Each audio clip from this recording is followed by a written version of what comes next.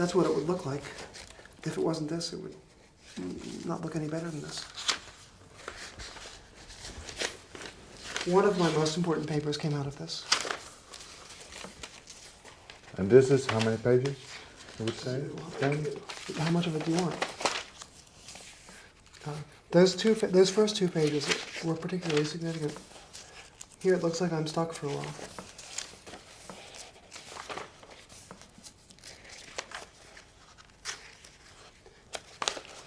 Did you number them now? No. Okay. Here I was trying to brush up on things I had forgotten or hadn't learned properly. When you see the back, do you remember the specific day or Day, no. No. Well, this I know exactly. This was in September of '95. And I started worrying about a puzzle here, which led a couple months later to one of my most important papers with a guy named Joe Polchinski from California. Mm-hmm. I could give you that paper. And this goes on and on for a while. You see, I think that these things were still written before the problem was solved.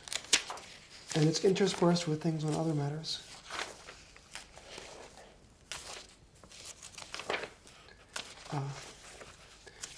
I don't know whether anywhere in this mess... Oh, okay. By here, the problem's been solved. And you see, we didn't find any hint of a eureka moment in between, did we?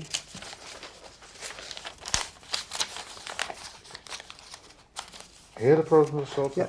At this page? no. At this stage in the notebook, the problem has already been solved. I'm going to take this page out, because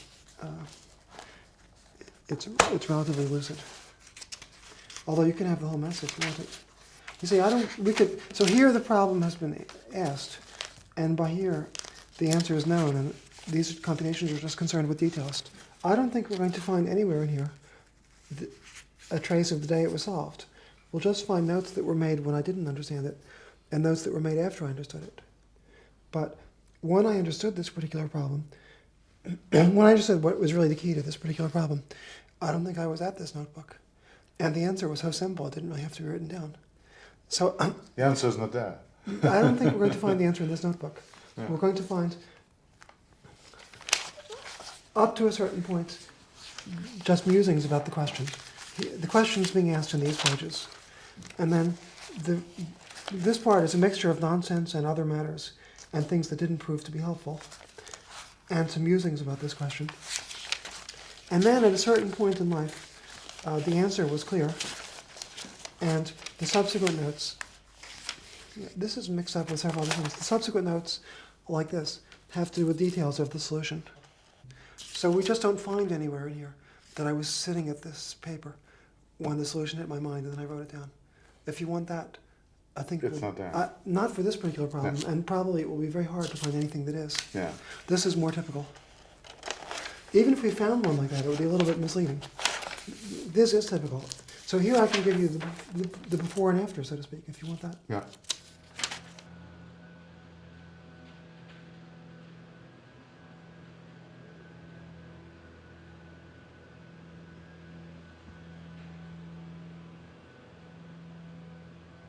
Well, knowledge about the universe is one of the most satisfying things that we can achieve as humans. We have our limitations that we can't avoid, but within our limitations we do the best we can to understand the universe. And I think it's one of the most satisfying forms of endeavor. We don't know how far we can get, or how close we can come toward finding what might be a final theory and understanding it. But trying to get as close as we can to that certainly enriches our lives while we're here.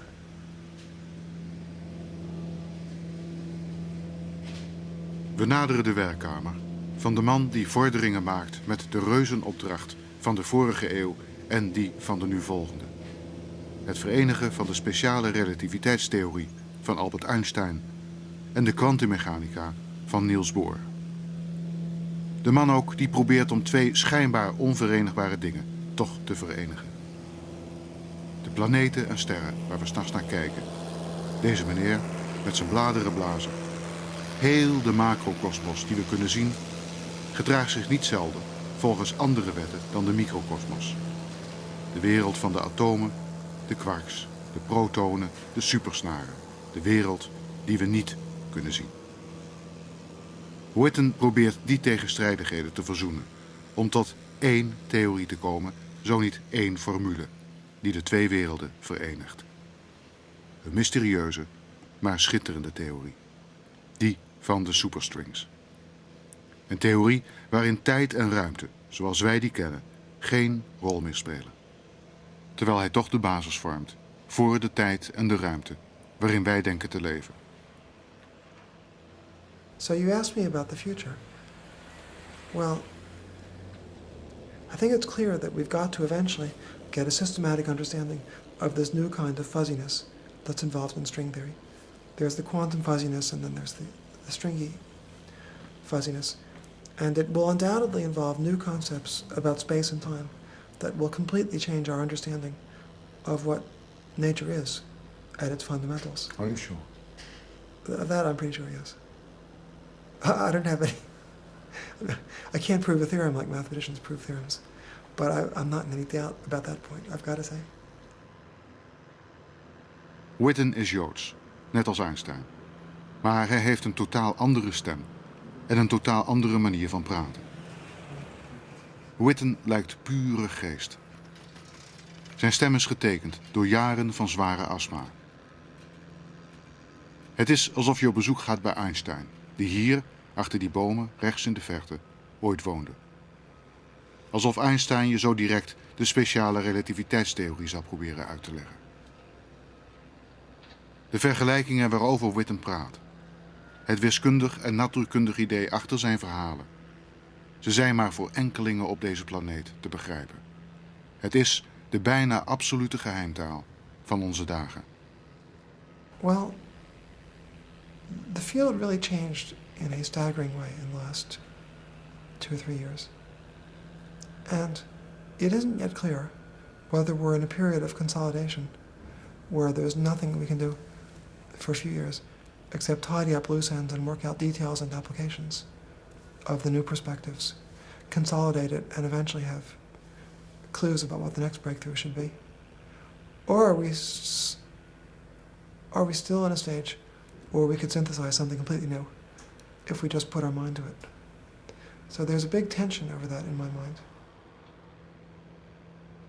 Aan de ontmoeting met Witten is een uitgebreide briefwisseling voorafgegaan. In eerste aanleg begreep hij niet wat er bedoeld werd met schoonheid en troost. Het is zo poëtisch geformuleerd. Stuur me alsjeblieft een wat meer concrete brief. Als dat gebeurd is, schrijft hij: Oké, laten we het over de superstringtheorie hebben en waarom ik de ideeën erachter zo opwindend vind. Je kunt me ook vragen naar mijn persoonlijke leven, maar ik weet niet of de antwoorden erg bevredigend zullen zijn. I will not recite anecdotes like you read sometimes in autobiographies of famous physicists who write that in their youth. Einstein stories and anecdotes. In their youth, they had certain fascinations, like Einstein's with the compass needle. I can't recount any. It's very nearly as interesting as those. Edward Witten is iemand waarvan ik niets weet. Ook al heb ik al jarenlang intensief met hem samengewerkt, zei Freeman Dyson me. Ik heb geen idee wat voor mens hij eigenlijk is. Wat hij doet naast zijn werk als natuurkundige. Een vreemde. Je kunt vergeten dat hij ook maar één persoonlijke vraag zal beantwoorden, zegt de persvoorlichter van het instituut. Well, I think almost anybody for consolation would think of family first. Yeah? Not superstring? No final theories? Oh, I thought you asked about my life. Rather, my life as a whole, not my professional life. Yes, I think having a happy family life is more important than string theory. I don't want to disappoint you about the idealism of a scientist. You disappoint me. I do? Yeah. Sorry. Here's another one. Freeman Dyson, happy family life. Now, Ed Witten, happy family life. Okay. String theory is still important. Het is even voor 12 uur 's middags, als we elkaar voor het eerst ontmoeten. Witten vraagt of ik mee ga eten, terwijl de cameraploeg de set gereed maakt in zijn kamer. Dank je, maar ik wil pas praten als de camera loopt. Hij begrijpt het niet, maar accepteert het voorkomend. Hij geeft me zijn laatste wetenschappelijke artikelen en 1 artikel over de problemen in Israël. Ik kan ze lezen terwijl hij eet. Buiten is het doodstil. Om 1 uur komt hij weer binnen. Het zal tot 6 uur 's avonds duren, tot de camera wordt stopgezet. 5 uur zal het duren, tot we, na zijn ideeën over het universum, op de stilte van Edward Witten zullen stuiten.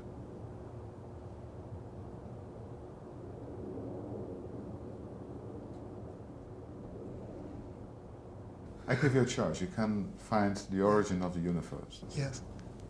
Or having the rest of your life a happy family life without.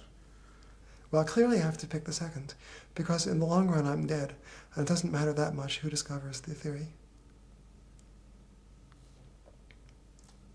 For me, it's a little bit of a surprise. I thought of you as somebody being, in the friendly way of saying, being obsessed by a superstring and developing the theories and... Well, it wouldn't help to be too obsessed, actually. I don't think, at least it wouldn't help me.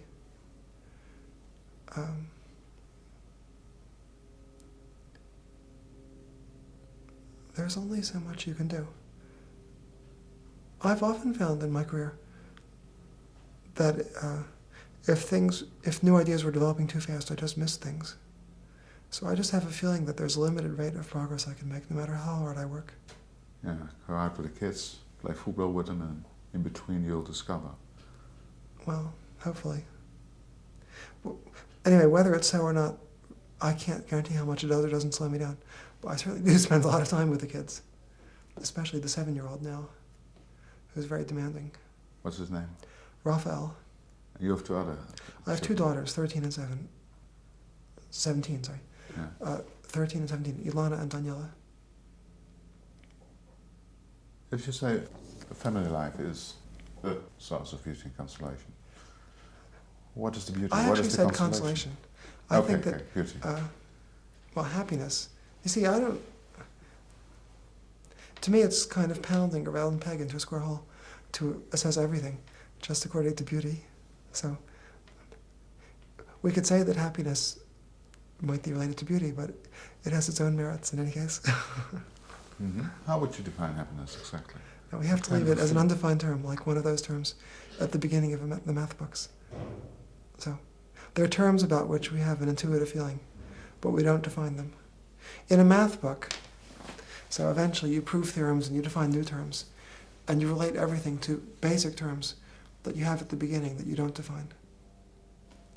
So there are concepts like consciousness and happiness about which we have an intuitive feeling, which I believe we share. Or beauty, or consolation. Yes. Well, beauty and consolation I'm willing to discuss a little bit more. Okay. But we can't exactly define them. We can say from what we derive happiness, but I don't think we can define happiness.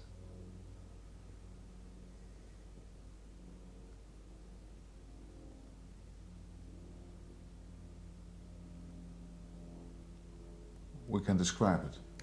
Moments, anecdotes of happiness, Yes, happiness true. itself. Or we can say, when we've been happy, or what we see as some of the sources of happiness. But we can't explain what we mean by happiness. But generally speaking, we don't have to, because other people know, luckily. So evident. Yeah. Now, other things, like for instance, the quantum mechanical uncertainty principle. Other people don't know them, but at least we can explain them. That's the way it is, you see. The things we can't explain, luckily other people know. You read the Bible as a kid? Or? Yes, actually, to some extent in Hebrew, in Hebrew school. Do you remember what kind of mental picture you had about Yahweh, the Creator, as a child? Well, I think I've been a skeptic for as far as I can remember. That is to say, no picture. No. There was no Creator. Well, I'm not going to express opinions, but as a general matter, I say that my attitudes were agnostic or skeptical for as long as I can remember. The skepticism. What was it? What did you think about? For instance, the beginning of the universe, or infinity, the end of the universe. I don't remember a lot of curiosity about the beginning of the universe No? growing up.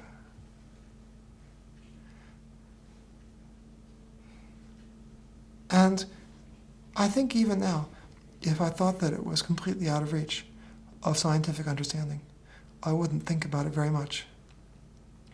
And in a way, on a day-to-day basis, I don't, because I think it's still out of reach.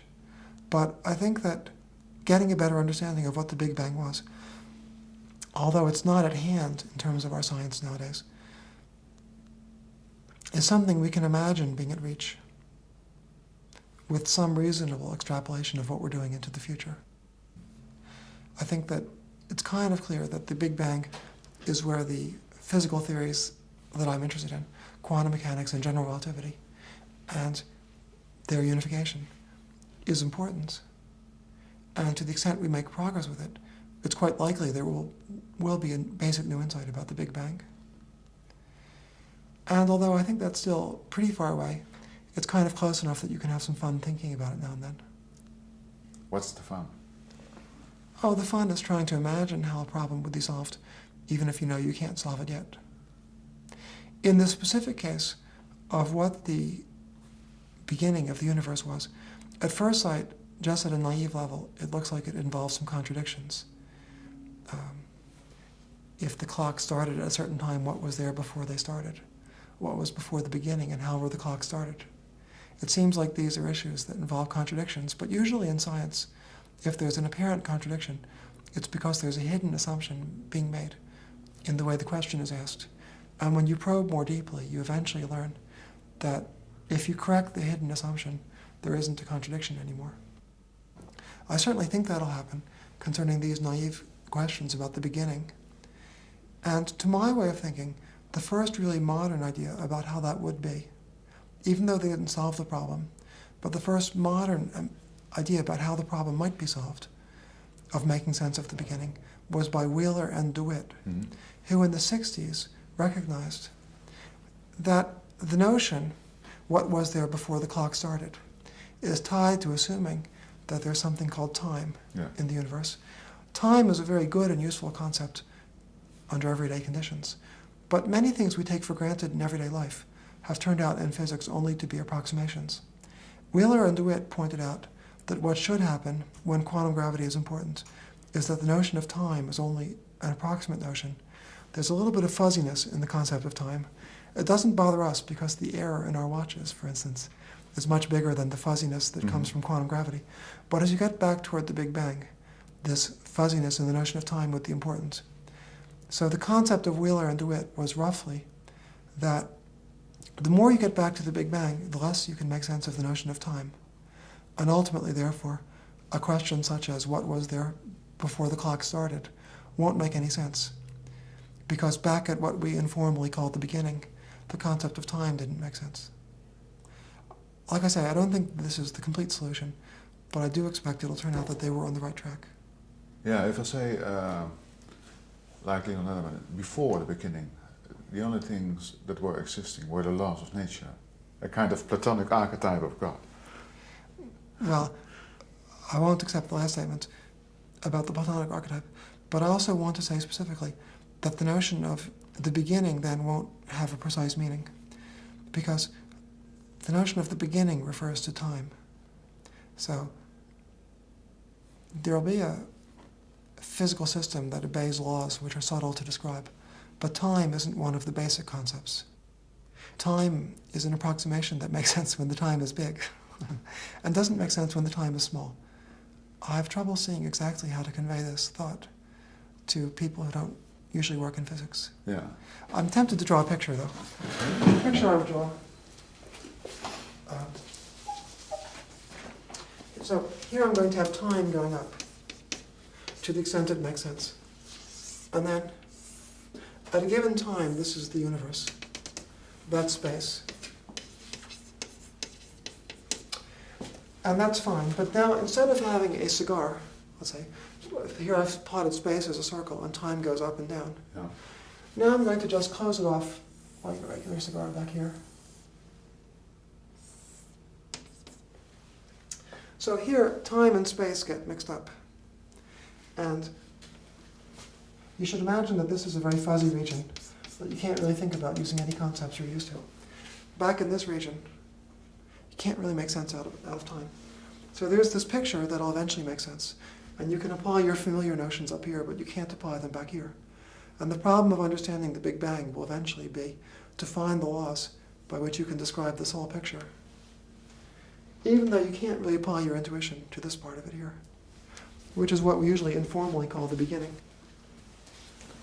I don't know if that shed any light on the matter. Yes, some. Actually, But totally different laws, as you can think of now. Totally different laws from the ones that we have in our everyday experience. Yeah. And even, you must realize that the laws, that, as physicists know them now, are quite different from our everyday experience. But I should imagine that there are a few steps beyond that to be able to set up that picture that I was sketching. There's a version of Wheeler and DeWitt which is a little bit more precise, that was by Hartle and Hawking, which they called the no-boundary universe. It kind of inspired the picture I drew.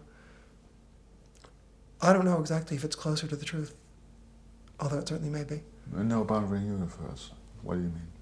Well, a little bit like I drew. I'd like to contrast this with the notion where time makes perfect sense, but it began. So this is time zero here, and that's the beginning. But I'm going to put a question mark because I'd be pretty skeptical of this picture being right. I'm just trying to draw an illustration. If you don't define time. Yeah. Right. But then we imagine at time zero the universe was born and it evolved from there. And then in this picture, there's a boundary of space-time, which is this curve here, and you need to give what physicists call initial conditions. You need to say what there was at the beginning. And then the question would arise, why just those initial conditions were what we started with? Well, Wheeler and DeWitt said this would be wrong because our concepts would be fuzzy near what we usually think of as the beginning. And Hartle and Hawking tried to make it a little bit more precise by saying that there wasn't a boundary, but instead there was a closed world, but which I've roughly drawn here, but what I've drawn is a hybrid of several pictures, including theirs. And then we want to say that, once again, as Wheeler and DeWitt did, that near what we think of informally as the beginning, our concepts that we're accustomed to in everyday life are so far off that you can't speak about space and time in any sense that we're used to. And in particular, the usual paradoxes, like what was there before the clock started, don't make any sense. By the time the clocks and the time make any sense, you're way past this stage. And you're observing the Big Bang from afterwards. Yeah, it's kind of a strange idea that you leave space and time out. For us, space and time, for me as a layman, it's kind of, okay, it's part of physics. Right. Now, you're lost. Well, a lot of things that we take for granted prove to only be approximations in the 20th century. Yeah. We're not talking about quantum mechanics and the beginning of time, or the beginning of something we call the world of the universe itself. We can't say the beginning. Even the phrase the beginning is possibly well, you can wrong. certainly, yes, that's right. It's imprecise, but you can talk about the beginning of the phase that we see the universe in now. Yeah. But that doesn't involve the usual naive paradoxes like who started the clocks. You go far enough back, and the laws as we know them now don't apply. The universe is hot and dense. And then it's when you want to ask how it really started that you probably run into this notion of the fuzziness of our familiar concepts of space and time. If we are looking for a little while before we go over to strings and the beauty of it, to the end of the universe, or the present state of the universe. Yes. Could it be, as Steven Weinberg asks himself in the Dreams of a Final Theory, that the present expansion of the universe will appear as merely a fluctuation in an eternal but constantly fluctuating universe that on average is always the same? There are versions of the inflationary universe, for instance, which make a notion like that precise. So it's conceivable. But what's your opinion? What kind of universe are we living in? Well, the scientific article that made the most impressions on my thinking about the far future was by Freeman Dyson 20 years ago, where he tried to imagine the far future of the universe. So you see, in the context of general relativity, you've got the expanding universe, Yeah. which of course we discovered experimentally around 1920. But we don't yet understand the cosmology well enough to know if the expansion will go on forever, or if eventually the universe will recollapse. It used to Or be... even that those assumptions are wrong? Expanding or... Well, possibly they can be criticized, but let's, for the moment, accept that dichotomy.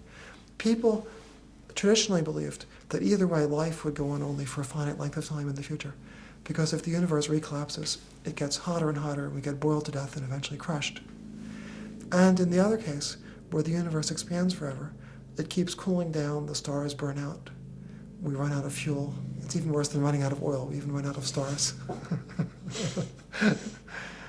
And we freeze to death. Now, as far as I know, the first part is true, that if the universe recollapses, we get burned and eventually crushed. But Freeman Dyson argued in a fascinating article 20 years ago that in the ever-expanding universe, although it's cooling and the stars are burning out and so on, so that life in the present form couldn't survive forever, he argued that life could evolve and adapt so as to go on forever in ever-changing forms. Now, it's a little bit bizarre compared to what you're used to. You've got to get bigger and bigger. You sleep more and more. You move more and more slowly. But nevertheless, if not as an individual, then as a species, you get to think more and more thoughts and live more and more deeds, experience more and more things, and possibly communicate with more and more distant civilizations, maybe even travel there. So I found it a fascinating story.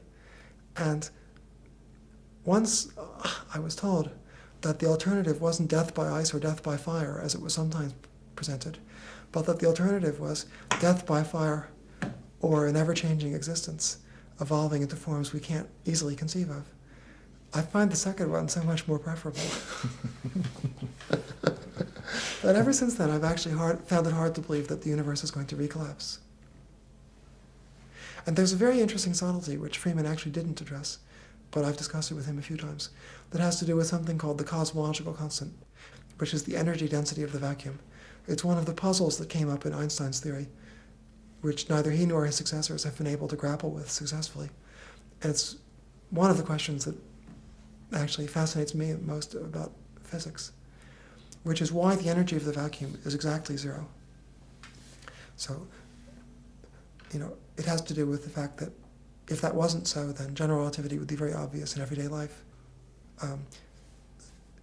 Space and time look like they're almost flat, such that it took Einstein's brilliance to realize that, in general, matter curves space and time.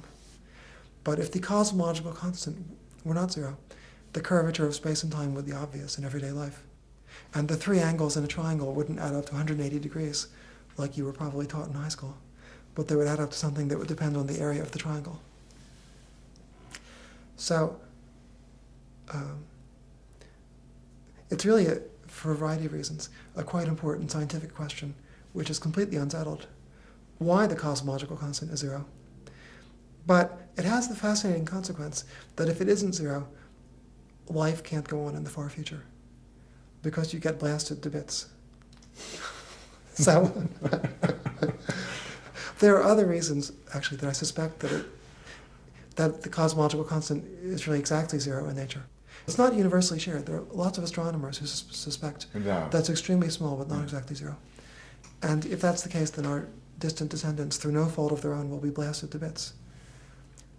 Or maybe even frozen first. But I find it comforting that the case that I suspect anyway, that the cosmological constant, or the energy of the vacuum, is exactly zero, is the case that Dyson's scenario really needs to make this ever-changing and ever-evolving life possible in the future. It's a wonderful idea. I think the credit goes to him, not to me, but yes, I agree it's a nice idea. But it doesn't apply to us.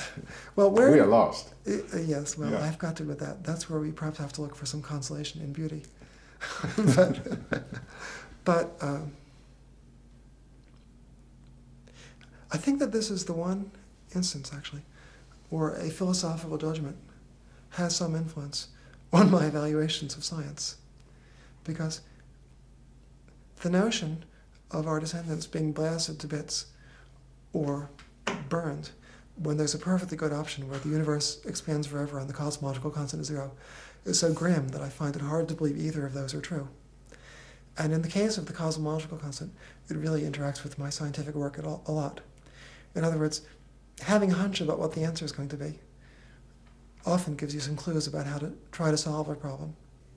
And in this case, suspecting that the answer is 0 guides a little bit my choice of attempts to solve the problem. Yeah. Where someone who suspected it was extremely 0 but not 0 would look at somewhat different avenues. At the moment, neither of us has been proved right, because no one has succeeded in explaining either that it's exactly 0 or that it's fantastically small but not exactly 0. But I, of course, follow the route that I think is more promising. And I've indicated, in terms of contemplating the future, one of the reasons I think it's more promising. There are others that are more technical.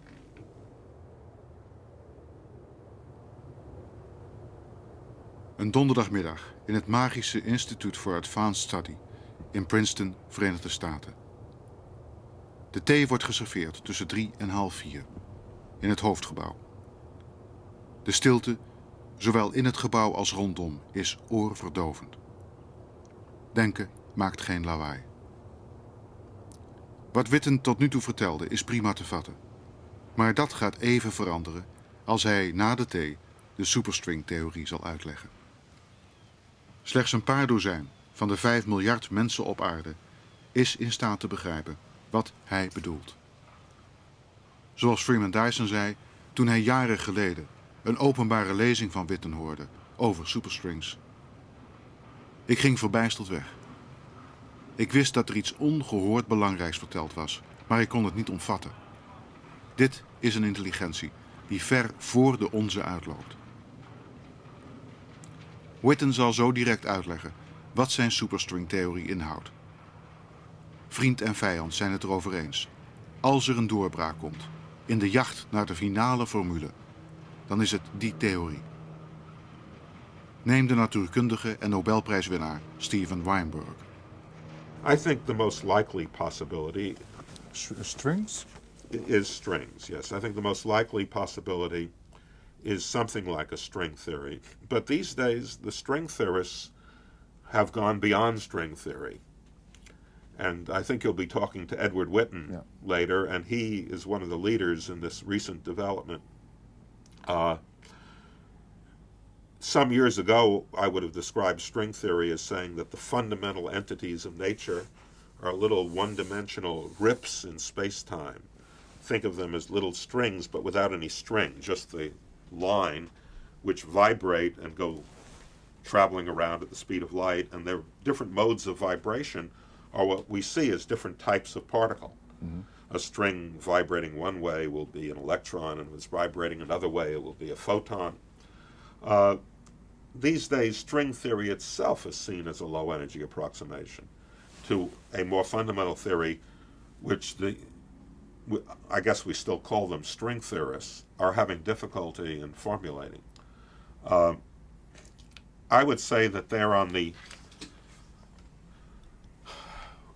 at the furthest, they've gone to the furthest extent possible in pushing purely mathematical intuition beyond any realm where experiment has anything to say, to try to formulate a theory at the most fundamental possible level. And I regard it as the most hopeful direction and most exciting thing on the fundamental level in physics that has happened in a long time. But I'm not one of the important figures in string theory, to say the least. I've written a few articles about string theory of monumental unimportance, and written mostly for my own educational purpose, to do some calculations so that I know what the theory is all about. Neem de natuurkundige en Nobelprijswinnaar Leon Lederman. My judge of superstrings is obtained by watching the facial expressions on Ed Witten's face when he talks about it. He once was here. Yeah, not That's long he ago. from. Yeah. He's a leader. I'll follow him anywhere. strings are a candidate for finite theory or not? I'm not competent to judge it. As I said, whenever I listen to a string talk, I always think of, I try to feel better by thinking about wire chambers or something you can build and measure. Because strings are, you will never see them. Oh, you'll never see them, but that's not so puzzling. We don't see even the particles they replace. You're talking about a point or something smaller than some incredibly small number, 1 followed by 35 zeros. Yeah. And he says, well, that's not really a point because stretch it out to a little string. You're not going to see that either. But there are many other concepts in this which are more visionary than the fact that these are not points but strings, that they have to do with the number of, the dimensions. This business of compactification, where there are not the 3 space dimensions and 1 time dimension that we know and love, but there are 10 dimensions, and some of these are curled up in some way. Yeah. You take Make them this disappear. unimaginably small string and you curl it up to make it disappear. There are muscles in your mind that have never been used before, and they hurt when you try to use them to understand these things. And again, they're words to describe in mathematics. But we're waiting for some kind of prediction that they'll make, and they haven't really been able to produce predictions yet. Although, as Witten points out, there's a kind of consistency. The superstrings is not inconsistent with the world being the way it is. Neem de natuurkundige Freeman Dyson. Witten has invented this marvelous tool, which is mathematically extraordinarily rich and Coherent, beautiful. beautiful. It has led to a lot of first-rate mathematics. But it could very well be that it turns out in 100 years that it is made use of by nature, but in a totally different context from the one that he's thinking about. And I wouldn't find that surprising. Is het te begrijpen wat Edward Witten bedoelt met zijn superstringtheorie? 3 natuurkundigen. Ze aarzelen. De wereld die Ed Witten creëert, alleen door te denken, is zelfs voor hen nieuw, vreemd en deels ongrijpbaar. De taal waarin Witten de oorsprong van ons universum probeert te beschrijven, is een taal die zelfs voor zijn collega-kopstukken vreemd is. Misschien verwoordt de hersenwetenschapper Gary Lynch het best wat u de komende minuten zult gaan zien. Richard Feynman, the physicist at Caltech, had the greatest introduction to a textbook I've ever seen, which went like this. First sentence, practically. Notes on physics. And he says, okay, this is about quantum mechanics. Don't think you're going to understand this. Nobody understands this stuff. I don't understand this stuff, and you're certainly not going to understand this stuff. And by that he meant you're not going to, in a Kantian sense its correctness.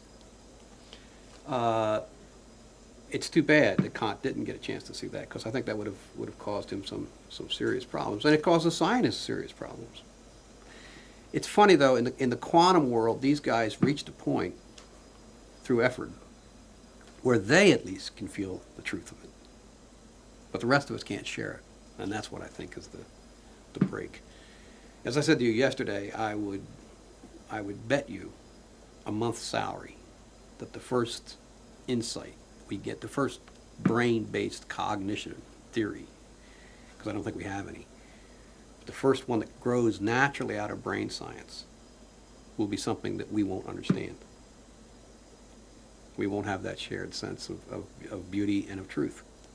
We'll just go, that's the way it is, and I can't put it in language that we can share. I will bet you that's the way that turns out. In fact, I think it's already starting to shape that way. So maybe in the brain sciences, ultimately at the end of the day, at the turn of the millennium, maybe we'll arrive at our own kind of quantum strangeness. And that's okay. I mean, I feel bad for Kant, perhaps, if he was to watch this, and I've probably got him mixed up anyway, but I think that's okay. I think that's okay. if in the end of the day we realize that the 1500 cc brain cannot understand itself in conventional language. De komende 20 minuten vallen moeilijk te omschrijven. Witten begrijpt ze zelf nog niet helemaal. Althans, hij heeft nog grote moeite met de implicaties. Ze gaan over de oorsprong van alles. Meer kun je er voorlopig niet over beweren. En vervolgens naar de superstrings, de ultieme formule voor het universum en God, rest alleen nog die ene afschuwelijke vraag, die Witten niet kan of wil beantwoorden. Shall we go to the majestic and still mysterious theory? Sure. Before you explain what superstrings is about Yes. and its beauty, tell me what is the beauty of one single string? Well, the idea in string theory is that elementary particles, instead of being point particles that obey quantum mechanical laws, are little loops of vibrating string that also obey quantum mechanical laws. And the beauty of that is that it describes many different things all at once. If you've got, for instance, a violin string or a piano string, they have many different modes or harmonics of vibration. If you pluck a string which is at middle C, for instance, you also see the higher harmonics. And that's responsible for the beauty of music. The reason we have symphony orchestras and not just tuning forks is that different instruments excite the higher harmonics in different amounts. The pure tone of the tuning fork sounds garish and ugly to the ear. The rich sound of a violin comes from the mixture of the different harmonics. Now, in the case of the string, you've got this one vibrating string. It has many different harmonics, and we perceive those different harmonics as different elementary particles. So, for instance, the electron, the quark, the photon, the neutrino, the graviton, all these things are different modes of vibration of a single string. And that's very beautiful and harmonious, getting the different particles from different forms of vibration of a string, just as a musician gets the richness of the tone from the harmonics of the violin string. How small is a string? If I say small means in this case that the superstring is looks up at an atom, as an atom looks up to the entire solar system. Am I right? Something like that. We don't understand exactly how small they are because we don't understand the theory perfectly. But roughly speaking, the proportion of the solar system to an atom is like the proportion of an atom to a string. That's small. That's pretty small. And it's very important that these strings obey quantum mechanical laws. Maybe I'll just take a moment at the blackboard to explain a point or two.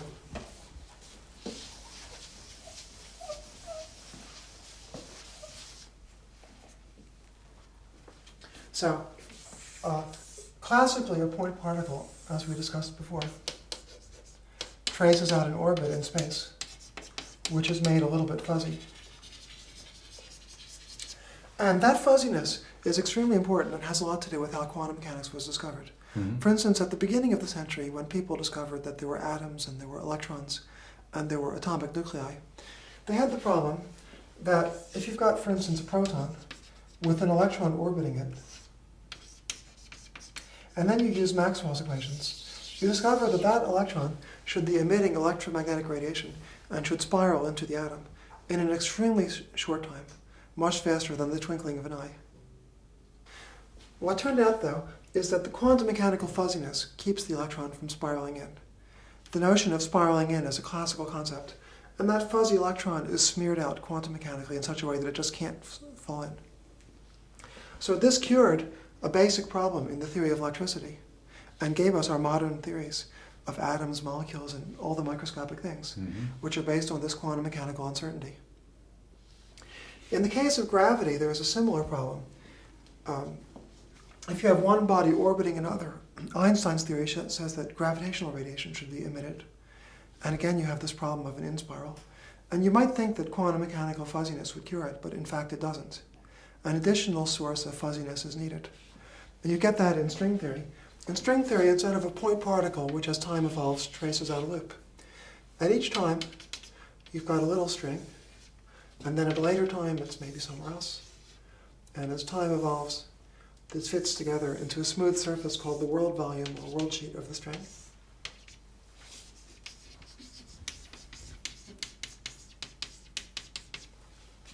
But I've kind of drawn a classical picture here. It's made fuzzy. It's hard to draw, but I won't really do so. But we've got a quantum mechanical string. So it's spread out in two different ways. One is that it's a little string instead of a point. And secondly, it's quantum mechanical. So they both have the effect of smearing out a little bit our familiar concepts and making what we know become a little bit fuzzy. Mm-hmm. And just this combination solves the problem for gravity the way the quantum mechanical fuzziness did for electricity. But it leads to a theory whose predictive power is much tighter. The arbitrariness that you've got in the standard theory is greatly reduced in the case of the string theory.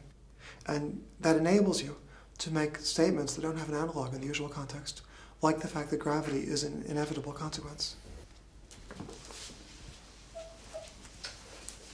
Now, in talking a little bit about how particles interact, I'm not going to try to draw the quantum mechanical fuzziness. It's always there, but it would be too complicated to try to keep track of it. So we're just going to draw classical pictures.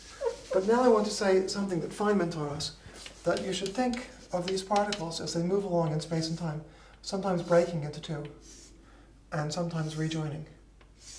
So here, one particle broke into two at this moment, and two rejoined into one here. The overall process is that two came in from the past, and two went out to the future. So that was a scattering process, and Feynman taught us how to calculate quantum mechanical probability amplitudes for every such picture. Well, the thing about them is that everyone will agree that there were definite space-time events where something happened. One particle broke into two, or two particles joined into one.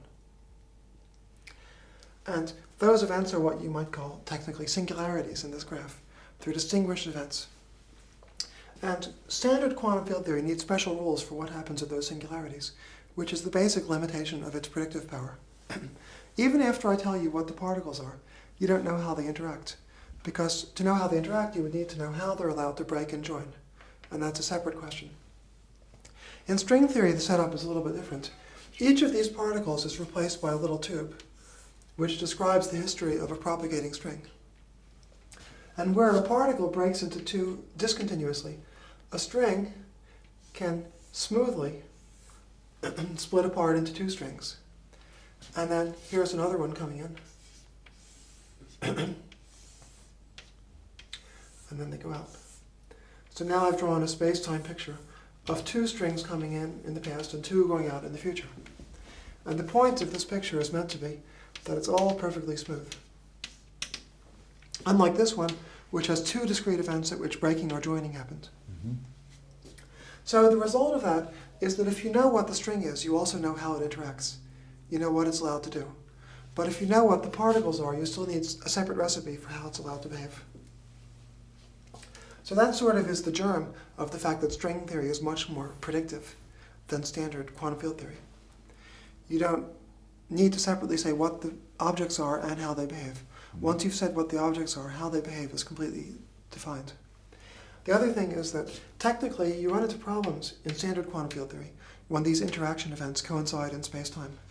That's where you meet infinities that people grappled with for decades. For example, Freeman Dyson was one of those who discovered the renormalization of quantum electrodynamics, where the problems for electricity were finally definitively tamed. But for gravity, that process doesn't work. That's why gravity doesn't work with standard quantum field theory. But when you go to the string, because there aren't these distinguished events, the traditional difficulties disappear. And so gravity becomes possible, and when you probe more deeply, it actually becomes necessary in the light of string theory. If you write down an equation or a picture like that, the strings, what is the beauty? Write down an equation of string theory, which is dear to your heart. It's a kind of beauty. Explain what it's all about. The Nambu-Goto action. You're talking about duality, for instance? Or? We might start here with something more elementary. The Nambu-Goto action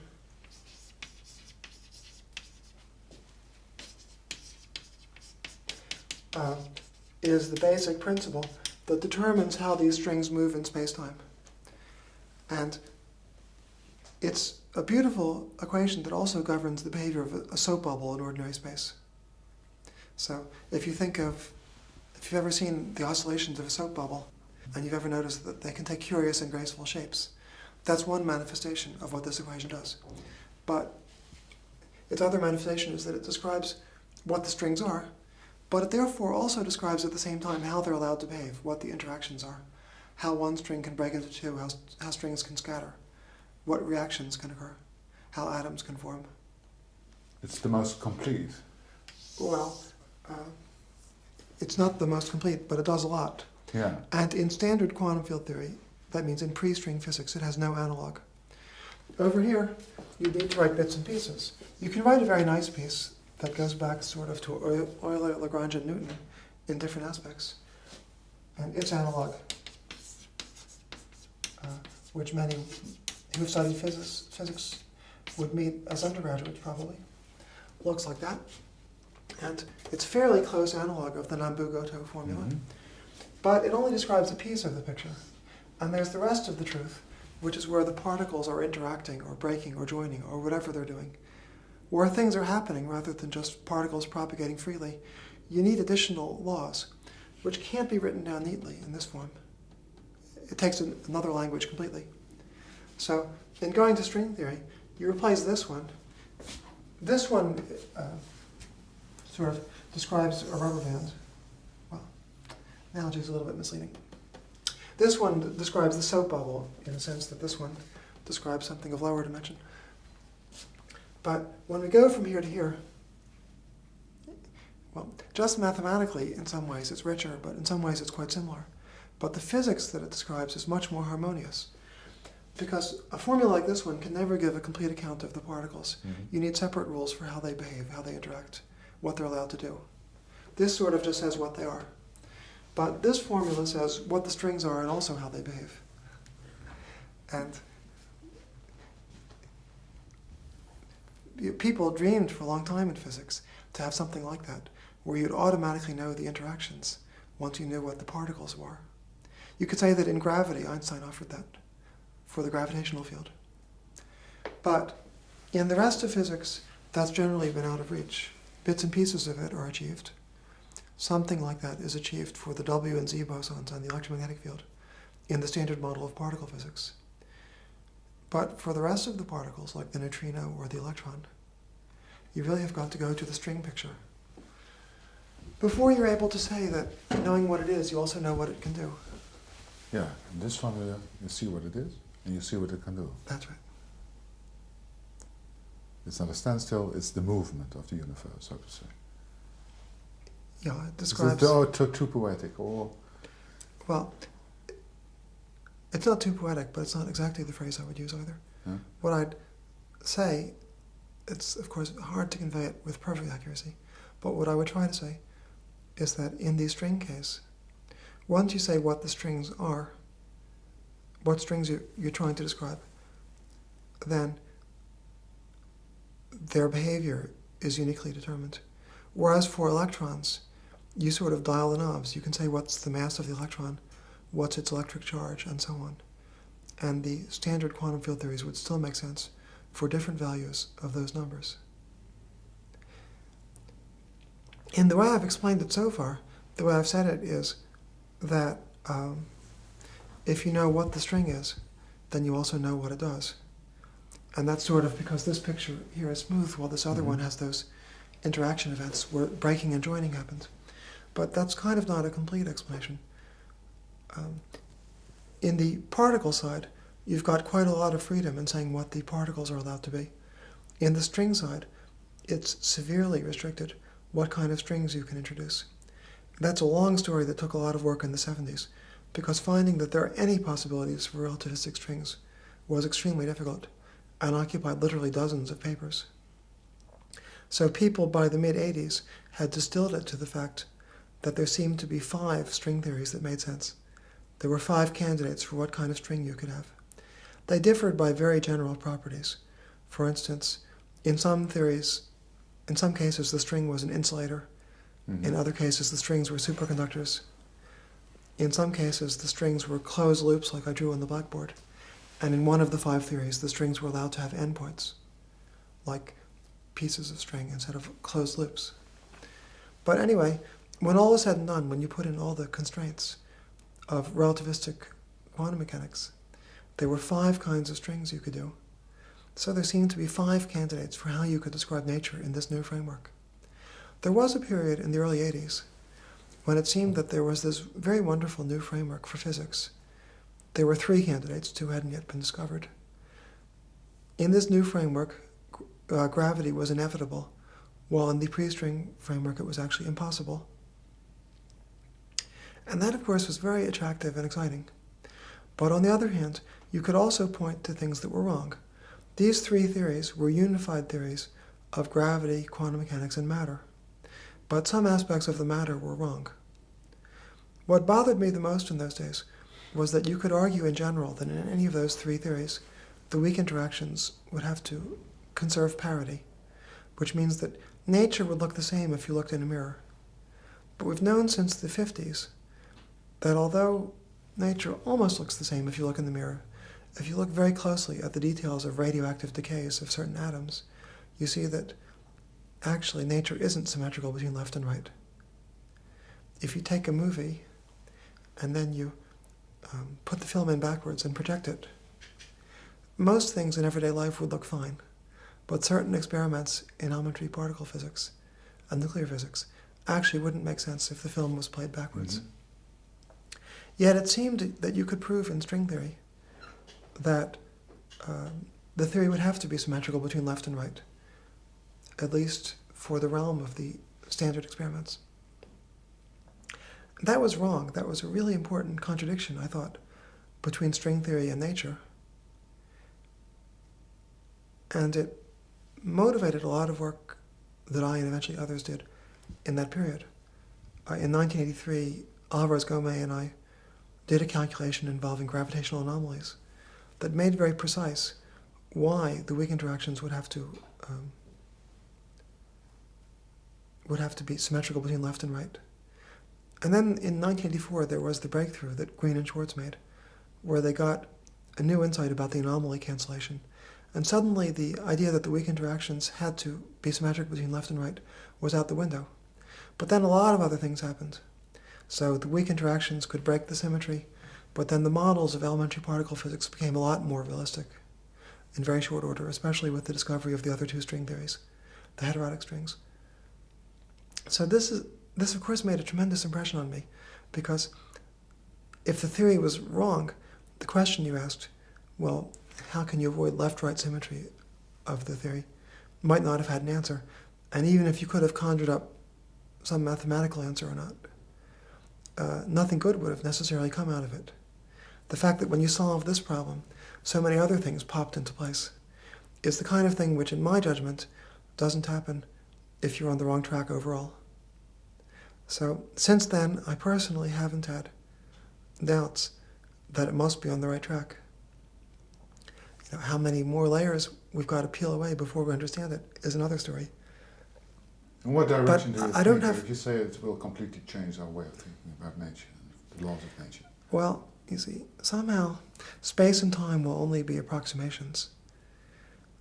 I don't know exactly how, but very, very roughly, the classical idea of position and velocity of a particle is an approximation in quantum mechanics that you get when you can treat certain operators as if they commute. If you don't care which of 2 things is done first, then you can talk about the classical ideas. But if you pay attention to what's first and what's last, then you're in this quantum mechanical world where everything is much stranger. Now, in the framework of physics that we have up till now, position and velocity have been confounded, but space and time still are perfectly sharp. But it's very clear for a lot of reasons that in the future, the concepts of space and time are going to be fuzzed up. That there will be something new that we've got that's more basic than space and time as we know them. And space and time will be approximations that will make sense when the lengths and times involved are big. When the lengths and times involved are small, they won't make sense. That's why the very notion of time will break down near the Big Bang. If you want to understand the Big Bang, or black holes, or the structure of elementary particles, there's some deeper level about what space and time really are, which is what string theorists are grappling towards. The laws of nature, as they've been uncovered in the last few centuries, and especially as they've been uncovered in the last century, are very surprising. They're very subtle in the concepts that physicists have needed, and many of the details are surprising. We've mentioned some of them, the curvature of space-time, others that are equally surprising, like antimatter, the fact that every particle has a similar but opposite antiparticle, and they can annihilate when they meet. Or conversely, they can be created from pure energy. There are lots and lots of surprising things. Here, in that case, I'm mentioning a surprising phenomenon. But the concepts by which the human mind explains or predicts them are also, in many cases, very surprising, very different from what you might notice just naively in everyday life in looking at things around you. They've got a great beauty, which is a little hard to describe, maybe, if one hasn't experienced it. It's an aesthetic beauty. They're the laws as we know them are very beautiful mathematically. They involve very interesting and subtle concepts. Yeah, what do you mean by subtle? Subtle? Well, it's very delicate, you see. If I gave you the naive idea, which is still on the blackboard, replace a definite orbit of a point particle by something fuzzy, you could think about it 1,000 people locked in a room for 1,000 years. And you might never come up with something as crazy as the actual answer, which involves quantum mechanical Hilbert spaces, operators that don't commute, wave functions that obey strange equations, and have peculiar physical interpretations. So it's a rich story, and it all hangs together beautifully. And resolves many contradictions, or apparent contradictions in nature, that at first sight look just as strange as the question, what was there before the beginning? So lots of things that prove to have their explanations in strange mathematical structures that are relevant to nature seem paradoxical, just like some of the paradoxes about the beginning of time. So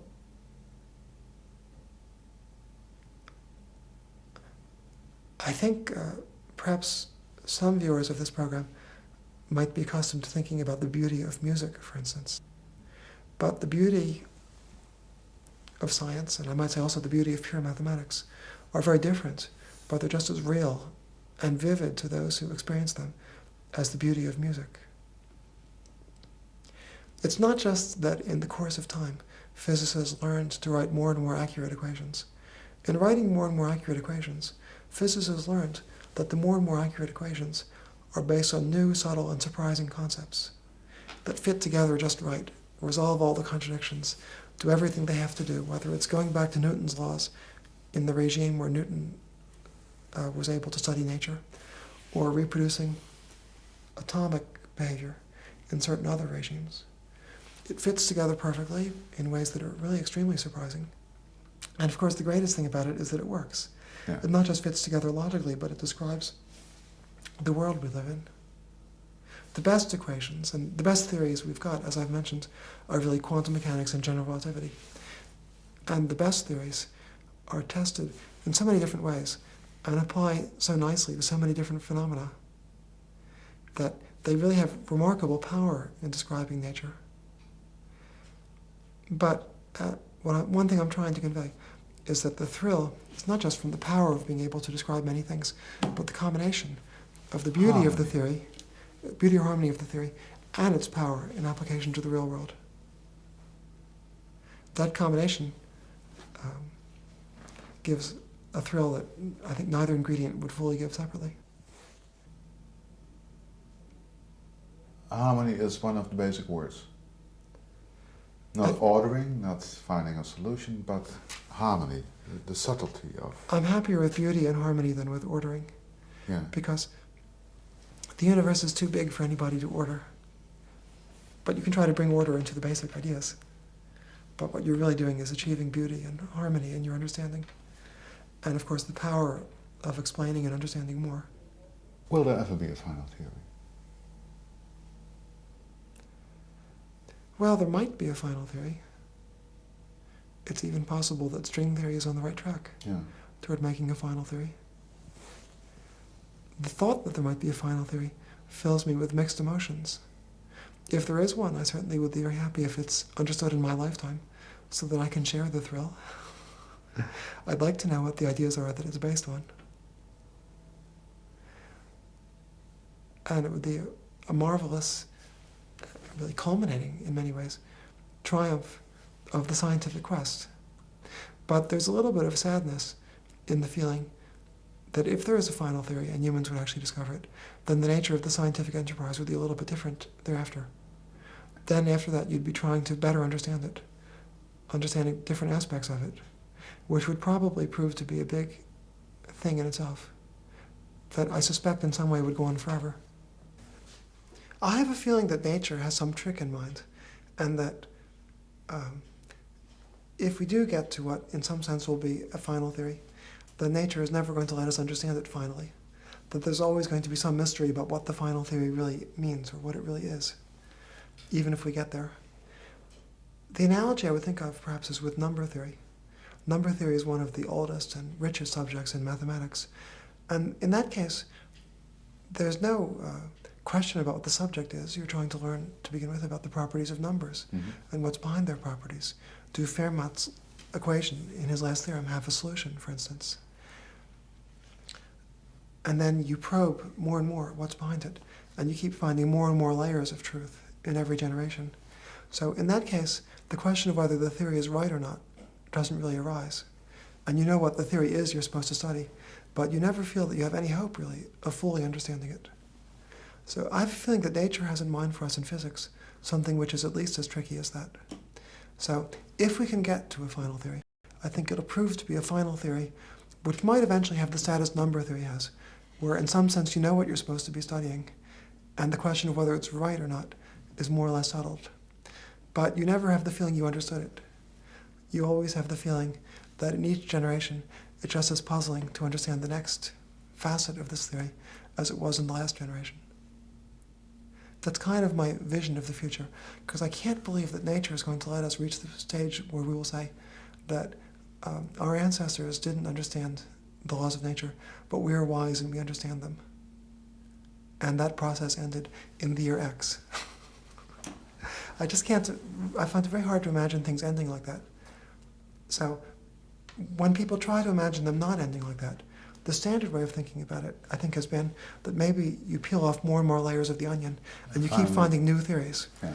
But I feel that there is an alternative which we might be coming to, where in some sense, which is still mysterious, I can't imagine exactly how it would work, I'm only vaguely groping toward it, but in some sense, you'd learn what the theory was, but it would be such a tricky and clever theory that it would be clear that it would always be clear that in some very basic sense, the process of understanding it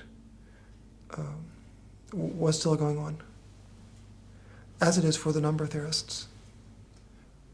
And I think there will be some why questions that will still be with us. I think we'll be dazzled, as we in fact already are, that this theory exists. But in a way, why it exists is a bit mysterious, and why we live in a natural world that's governed by it will be mysterious. I think, for instance, we'll understand better the Big Bang. We'll understand better black holes. We'll have a better understanding of elementary particles, electrons, protons, neutrons, and so on. Why they have the masses they do, why they behave the way they do, why they have what we call the interactions, the electric charges, and so on. So those are the Big Bang, the black holes, and the particles are what we will understand better. But I our think, consciousness, yeah, I think I tend to believe why that we are here, well, why we're here at a meta level, I think, will remain a mystery. But why life is possible, in a sense, will be clearer. It already is, because many aspects of why life is possible became much clearer with 19th and 20th century physics and chemistry. But, and many other aspects of that, I think, will fall into place. Consciousness, I tend to believe that consciousness will be a mystery. remain a mystery. Yes, that's what I tend to believe. Forever? That's what I tend to believe. I tend to think that the workings of the conscious brain will be elucidated to a large extent. So I tend to believe that biologists and perhaps physicists contributing will understand much better how the brain works. But why something that we call consciousness goes with those workings, I think will remain mysterious. Perhaps I'm mistaken. I have a much easier time imagining how we'd understand the Big Bang, even though we can't do it yet, than I can imagine understanding consciousness.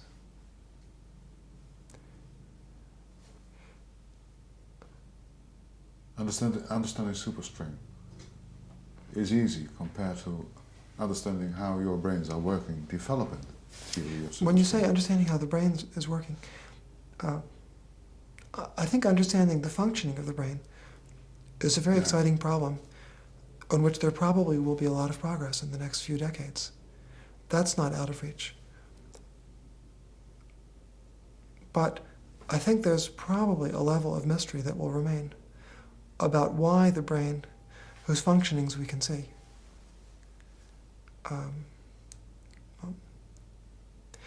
creates consciousness, or whatever you want to call it. How it functions in the way that a conscious being functions will become clearer. But what it is we're experiencing when we experience consciousness, I see as remaining a mystery. Or you want it to remain a mystery? Well, I don't think my wants and diswants have much to do with it. I can't conceive of it not remaining a mystery unless there's some modification of the laws of physics that's relevant to understanding the functioning of the brain. And I think that's very unlikely. Would you define consciousness as sheer beauty, the working of it? No, I'm not going to attempt to define consciousness in a way that's connected with the fact that I don't believe it will become part of physics. I think I won't try to say anything about it. I'll leave it as an undefined term, like the undefined terms at the beginning of a math book. Yeah. Yeah, want to talk about it? No, not about consciousness. Huh? Well, like I say, I'm skeptical that it's going to become part of physics. Yeah. Yet, of course, whatever you think about consciousness, it's an important part of us and of how we perceive anything, including physics. And that has to do, I think, with the mysteries that bother a lot of people about quantum mechanics and its applications to the universe.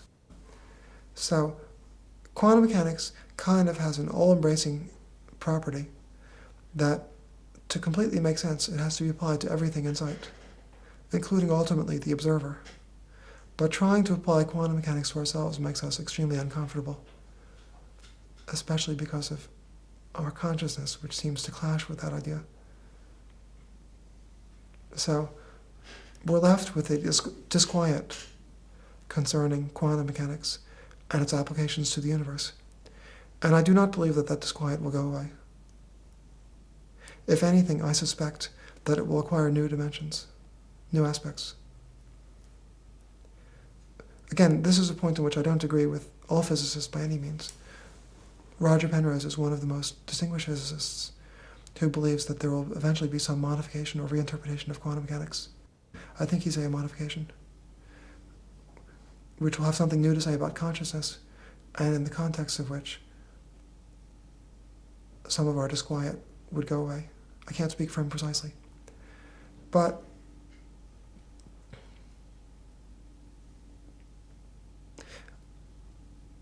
I think that, I don't think that'll happen personally.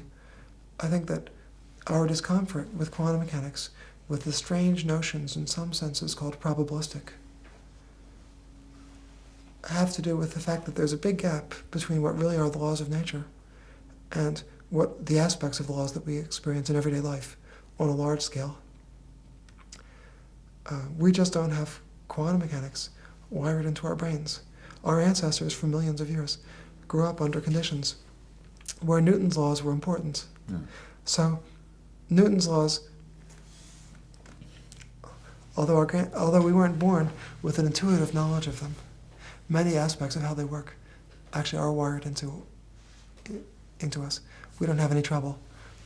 If a body is tossed into the air, following it, and it's not, I don't think it's only a learned trait. Somehow, the behavior of the body following a parabola, or the ability of the eye to follow it, had great survival value.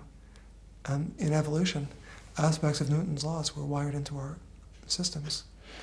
But aspects of nature where quantum mechanics is important weren't important for our descendants. Our ancestors. Yeah. So evolution didn't prepare us for understanding Schrödinger's equation. And so we're left with a feeling of disquiet about it, which I think won't go away. Yeah, we're talking about beauty. The connection between I sometimes think it should be beauty, consolation, and awe, because there's a feeling of awe about the way the universe works. And the disquiet about quantum mechanics is the other side of a feeling of awe that such a bizarre thing, which is probably stranger than 1,000 philosophers could think of in 1,000 years, to paraphrase my friend Sidney Coleman. There's a feeling of awe that such a strange structure really does describe the universe. It's beautiful, but it's also awe-inspiring. Sorry, though, to interrupt. No. What did you mean? What do you really mean by awe? Well, The connotation of beauty we're talking about. yeah, there's really a feeling of wonder about the strangeness of the laws. Because the laws of nature, to the extent that physicists have been able to unearth them, are extremely beautiful and harmonious, but they're also strange. And they're puzzling because of certain aspects, like the quantum mechanical uncertainty. They're very puzzling. Even puzzle philosophers, when you try to think about yourself as a conscious being living in a quantum mechanical universe. It's a very strange feeling. And like I've said a few times in different ways, it's a strangeness I don't feel will go away. And because the strangeness won't go away, I think that the feeling of surprise and awe associated with it will always be fresh. I think it will always be surprising for people who learn about it. And even if our remote descendants evolve into the strange forms that, according to Dyson, are needed to live in the far future, I think also to those creatures, quantum mechanics will seem strange. In time, we'll probably be pretty close to understanding a final theory of the laws of nature, but will it be left with basic mysteries? One basic mystery to me is why such a rich and amazing theory exists. Of course, it's a question that can't have an answer. It's a little bit like asking why Fermat's last theorem is true. Well, it was proved, but ultimately, it's an inevitable consequence of numbers that that theorem is true. And somehow, the numbers are there. There isn't anything we can do about it. We can feel puzzled if we try to think about why that structure that number theorists study is there. But that's the way it is. And I think it's very surprising that something like string theory exists. I think we're always going to be puzzled over that, or even if string theory would prove to be wrong. Our richest theories have that characteristic of puzzlement about why they exist. And there's a second level of puzzlement about why they prove to have such delicate properties. We haven't discussed this very much yet, but the laws of nature are very delicate. And then once you've got the laws, when you try to solve them, you find that they often have very rich properties. And if you try to tamper with them a little bit, the properties of the solutions many times would be much less rich. So for instance, just with physics we already know that galaxies, stars, and planets roughly like ours could have formed, and that living things roughly like us could have formed, depends on many details of the laws of nature as we currently know them, being just the way they are, and not being slightly different. What I personally think is going to happen is that we're never going to resolve the sense of wonder about that. Some people hope to do so with what they call an anthropic principle. But the way I see things developing is that in time we get a better understanding of why the laws of nature are just the way they are. And the laws of nature being the way they are, in the end they have the rich properties they do, and it's all just so delicately balanced that the structures we're familiar with, the stars, the planets, and the galaxies, and eventually us, exist. And trying to ask why that's true is going to be always a little bit like trying to ask why the circumference of a circle is between 3.14 and 3.15 times the diameter. You can demonstrate it if you get far enough with your maths and you understand enough the principles of geometry. But it's not a question you're really going to get a why answer to.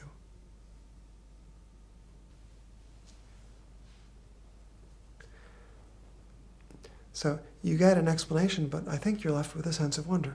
It's amazing that you do the calculation and you find that the hydrogen to helium abundance came out just right and all kinds of other things came out just right. So when you do that calculation, you need to know all kinds of things, such as the circumference of a circle, the numerical value of the number pi introduced by the Greeks. Mhm.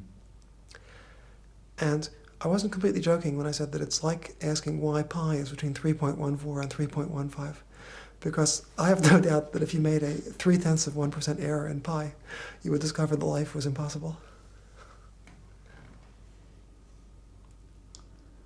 And in the end, will we find an interested God?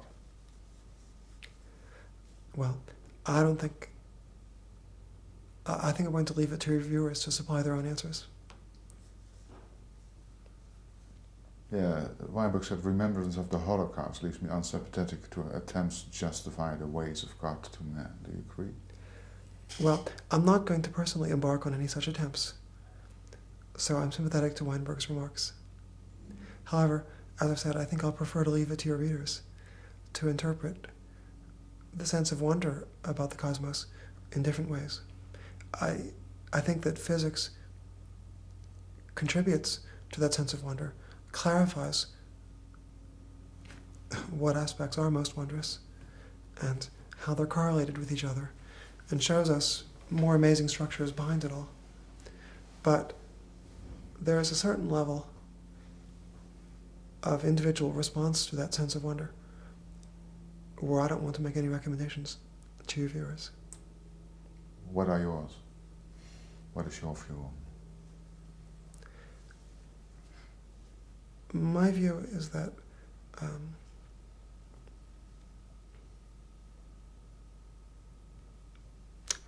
that it's wonderful that Fermat's last theorem is true and that pi is between 3.14 and 3.15, and that the concrete questions end up with standard scientific answers, enriching our sense of wonder. The more you know, the more you understand, Well, the I think you can appreciate the wonder of the cosmos more when you understand it better. So in that sense, I think that the feeling of wonder you experience when you look out at the night sky from a dark spot on a starry night, which unfortunately most of us get less and less often in the industrial age with so many lights, and the fact that in many cities you can't see very many stars. But anyway, I think the sense of wonder is enriched a lot by knowing more what the stars are, and that fuzzy object, the Andromeda Galaxy, that you can just barely see, as a fuzzy patch if you're in a very dark spot, knowing more about what it is. And then at a deeper level, knowing about the Big Bang and the production of hydrogen and helium from the Big Bang, how the stars are made and how they work and all that. You understand a lot more behind it. You understand a lot more about what's behind it. And, well, it is an amazing universe we live in. I have a strange question. The Holocaust, Weinberg was mentioning it, about this noble, caring God, beginning of the universe. Did it play any role in your childhood or in your later life? The remembrance of? I'm leaving now the serenity yes. of the universe for a while. Yes. Well, the knowledge that such a thing happened, and of course in my case, many dozens of my mother's relatives who lived in Poland were victims,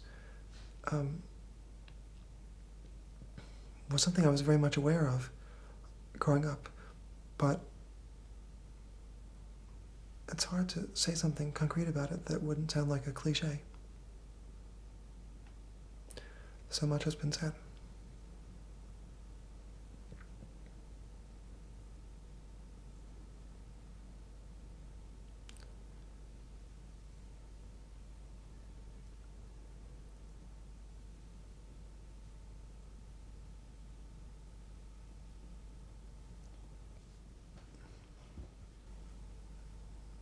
Well, when you ask me about physics, I feel I may know one or two things that might be novel for your audience. But to be perfectly honest,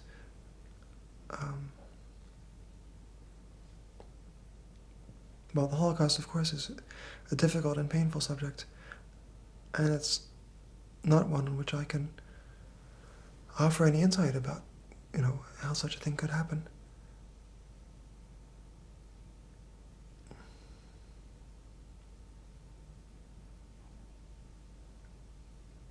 parents? Did they talk about it? They did not talk about it very often, no. There's, from my mother's family who lived in Poland, there actually was one survivor who was there at the time. He was hidden, well, he had many adventures, but roughly speaking, he was hidden in a hole in a farmer's barn for a couple of years. And eventually, when the Russians came close, escaped to behind Russian lines. And he really didn't talk about it very often. In fact, he eventually, when he was very late in his life, made a videotape at the request of some of my cousins about his experiences. But I never personally heard more than bits and snatches, although I've watched the videotape. And when my daughters asked him about it, he once said that it was too painful to talk about, which I guess isn't surprising.